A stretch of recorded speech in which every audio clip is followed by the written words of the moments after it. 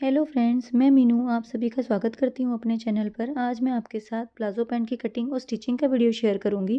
Pant में pocket कैसे लगाते हैं वो भी हम सीखेंगे। तो इसके लिए मैंने टाफेटा का 2 मीटर फैब्रिक लिया है। फैब्रिक को मैंने 2 फोल्ड में रख लिया है। सबसे पहले हम फ्रंट पार्ट की कटिंग करेंगे। ये फोल्ड मैंने अपने साइज़ के अकॉर्डिंग किया है, तो इसकी चौड़ाई मैंने रखी है 14 इंच। अब ऊपर से 2 इंच पे मार्क करेंगे हम इलास्टिक के लिए। इस निशान को यहाँ से सीधा कर लेंगे।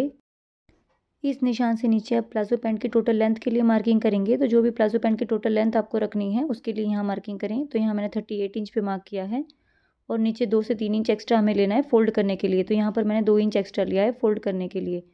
इस निशान को भी हम स्केल की मदद से सीधा कर लेंगे।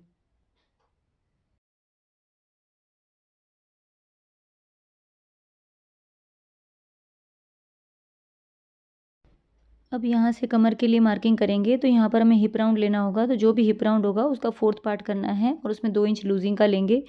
तो यहाँ पर हिप राउंड है 36 इंच, उसका 4th पार्ट हुआ 9 इंच और उसमें 2 इंच प्लस करने पर होगा 11 इंच। तो यहाँ पर हम 11 इंच पे निशान लगाएंगे। अब यहाँ से नीचे क्रॉच लेंथ लेंगे। तो उसके लिए भी हमें 11 इंच पे मार्क करना है। इसके लिए भी हमें हिप राउंड का 4th पार्ट लेना है और उसमें 2 इंच प्लस करना है। इन दोनों निशानों को मिला लेंगे स्केल की मदद से। अब इस तरफ भी यहाँ से नीचे 11 इंच पे निशान लगाएंगे।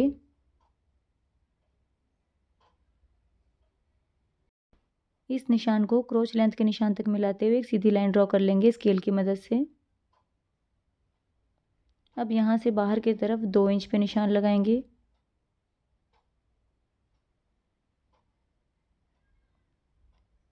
इस निशान को भी हम सीधा कर लेंगे।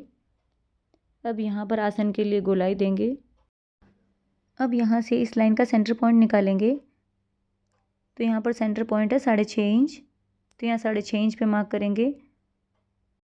सेम इसी तरह से नीचे भी 6.5 इंच पे मार्क करेंगे। अब यहाँ पर बॉटम के लिए मार्किंग करेंगे। तो यहाँ पर बॉटम है 12 इंच, उसका हाफ होगा 6 इंच। तो इस निशान से दोनों ही तरफ 3-3 इंच पे मार्क करेंगे। इस निशान को नीचे तक एक्सटेंड कर लेंगे। अब यहाँ से आसन तक और इस निशान से यहाँ तक हल्की सी गोलाई देते हुए मिला लेंगे। अगर आपके पास लेग शेपर ना हो तो इस तरीके से फ्री हैंड से भी आप शेप दे सकते हैं। इस मार्किंग को डार्क कर लेंगे। इस लाइन को भी ऊपर तक एक्सटेंड कर लेंगे। अब ये फ्रंट पार्ट की मार्किंग हो गई है। सेम इसी मार्किंग पर कटिंग कर लेंगे। यहाँ पर मैंने इसे कट कर लिया है। अब ये जॉइंट वाली साइड है, इसे भी हम कट करके अलग कर लेंगे। अब हम बैक पार्ट की कटिंग करेंगे। तो इसके लिए भी फैब्रिक को मैंने 2 फोल्ड में रखा है। फ्रंट पार्ट को इसके ऊपर रखेंगे। तो नीचे से इसको बराबर करते रखेंगे और ऊपर से एक्स्ट्रा फैब्रिक रखेंगे। साइड से भी इसे बराबर रखेंगे। अब यहाँ आसन की तरफ से 2 इंच बढ़ाएंगे। तो यहाँ पर 2 इंच पे मार्क करेंगे। अब यहाँ साइड से भी 2 इंच बढ़ाएंगे। तो यहाँ पर भी 2-2 इंच पे मार्क करेंगे।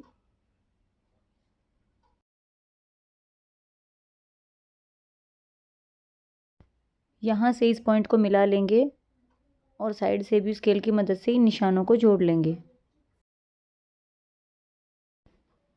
अब यहाँ पर क्रॉच लेंथ की तरफ से भी 2 इंच बढ़ाएंगे। ऊपर से बेल्ट की तरफ भी 2 इंच बढ़ाएंगे। तो यहाँ पर 2 इंच पे मार्क करेंगे और इस तरफ से हम कुछ नहीं बढ़ाएंगे। तो यहाँ पर इन निशानों को मिलाते हुए सीधी लाइन ड्रॉ कर लेंगे। यहाँ पर आसन के लिए गोलाई बनाएंगे। यहाँ ऊपर की तरफ हमने बैक पार्ट में ही सिर्फ 2 इंच आसन की तरफ बढ़ाया है। तो इस तरह से हम इसे क्रॉस जॉइन कर लेंगे। तो ये बैक पार्ट की मार्किंग हो गई है। यहाँ पर बैक वाले पार्ट में बेल्ट, क्रॉच लेंथ और साइड में 2-2 इंच बढ़ाया है, बट दूसरी वाली साइड एज इट इज़ है, यहाँ पर हमने कुछ नहीं बढ़ाया है। अब सेम मार्किंग पर हम कटिंग कर लेंगे। तो यहाँ पर मैंने बैक पार्ट की भी कटिंग कर ली है। तो इस तरीके से हमें ये 4 पीस मिलेंगे, 2 फ्रंट के और 2 बैक के। अब हम पॉकेट की कटिंग करेंगे। पॉकेट के लिए फैब्रिक को 2 फोल्ड में रखा है। फैब्रिक की चौड़ाई है 7 इंच और लंबाई है 12 इंच। ओपन वाली साइड से फैब्रिक में हल्की सी गोलाई का शेप ड्रॉ करेंगे और सेम इसी मार्किंग पर कटिंग कर लेंगे। ये पॉकेट की भी कटिंग हो गई है। अब हम स्टिचिंग की तरफ चलते हैं। ये फ्रंट के 2 पार्ट हैं और ये बैक के 2 पार्ट हैं। दोनों ही पार्ट की मैंने राइट वाली साइड अंदर की तरफ रखी है। तो दोनों ही पार्ट पर हम आसन पर सिलाई लगाकर इसे अटैच कर लेंगे।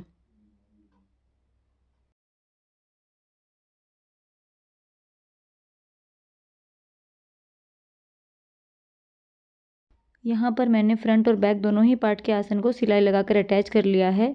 अब बैक वाला पार्ट हम साइड में करेंगे और फ्रंट वाले पार्ट को इस तरह से ओपन करके रखेंगे। अब यहाँ पर हम पॉकेट अटैच करेंगे।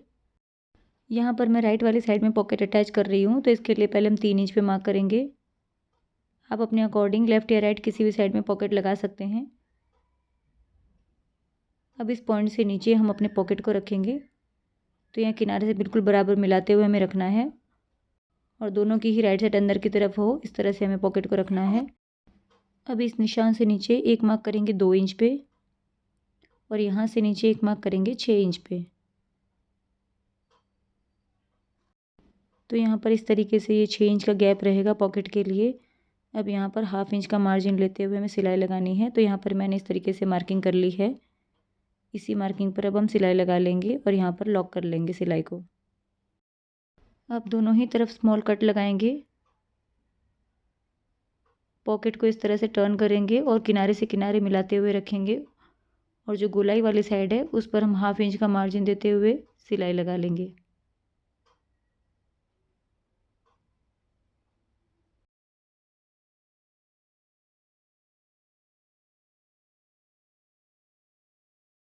यहाँ पर मैंने सिलाई लगा ली है। अब पॉकेट को रॉन्ग साइड में टर्न कर लेंगे।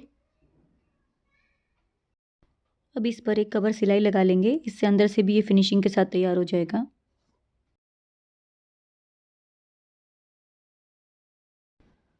अब पॉकेट को पीछे की तरफ टर्न करेंगे और यहाँ किनारे पर एक सिलाई लगा लेंगे।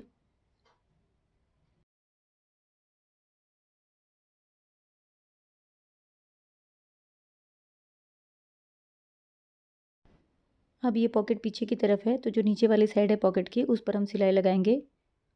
नीचे और ऊपर की तरफ से ये ओपन था, तो यहाँ पर हम सीधी सिलाई लगाकर इसे अटैच कर लेंगे।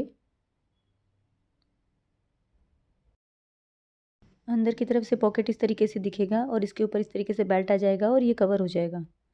तो यहाँ पर मैंने बैक पार्ट के ऊपर फ्रंट पार्ट को उल्टा करके रख दिया है। अब हम इसके साइड जॉइन करेंगे। दोनों ही पार्ट को साइड से मिलाते हुए रखेंगे और सिलाई लगाकर इसे अटैच कर लेंगे।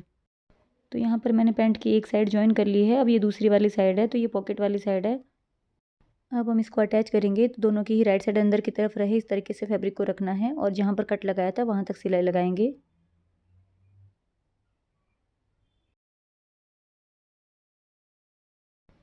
अब यहाँ से जो पॉकेट की ऊपर वाली साइड है उसको हम इसके साथ अटैच करेंगे और जो दूसरी वाली साइड है उसको हम अंदर की तरफ रखेंगे और यहाँ पर सीधी सिलाई लगाकर इसे अटैच कर लेंगे।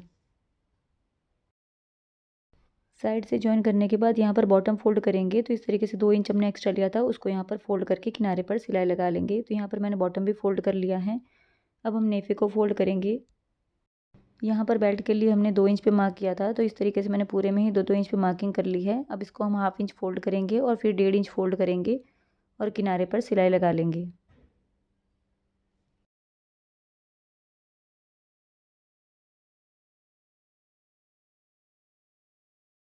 नेफे को फोल्ड करते समय पॉकेट की जो ऊपर वाली साइड है वो नेफे के अंदर की तरफ ही रहेगी, तो इस तरीके से जो पॉकेट है वो अंदर की तरफ से भी बहुत फिनिशिंग के साथ दिखाई देगा। यहाँ पर नेफे को फोल्ड कर लिया है और यहाँ पर 2 से 3 इंच का मैंने ओपन रखा है। यहाँ से हम इलास्टिक को इंसर्ट करेंगे। तो ये मैंने इलास्टिक लिया है। इलास्टिक की जो लेंथ है वो है 26 इंच। जो भी कमर की साइज़ होगी उससे 3 से 4 इंच कम हमें इलास्टिक लेना है। तो यहाँ पर कमर है 30 इंच। अब यहाँ पर हम इलास्टिक को एक तरफ से इंसर्ट करेंगे और दूसरी तरफ से इसे निकाल लेंगे। इलास्टिक के दोनों सिरों को एक दूसरे के ऊपर रखते हुए 3 से 4 बार सिलाई लगाकर इसे पक्का कर लेंगे। तो यहाँ पर मैंने सिलाई लगा ली है। अब हम इसको बेल्ट के अंदर की तरफ कर लेंगे और जो ओपन वाली साइड है उस पर सिलाई लगा लेंगे। इलास्टिक को इंसर्ट करने के बाद फैब्रिक के अकॉर्डिंग इलास्टिक को थोड़ा सा स्ट्रेच कर लेंगे और सेंटर में एक सिलाई लगा लेंगे। ऊपर से नेफे को फोल्ड कर लिया है और नीचे से बॉटम को भी तैयार कर लिया है। पैंट को रॉन्ग साइड में टर्न करेंगे और फ्रंट और बैक के आसन को मिलाते हुए रखेंगे और इनर लेग की सिलाई लगाकर इसे अटैच कर लेंगे। ये प्लाजो पैंट बनकर रेडी है। Thanks for watching.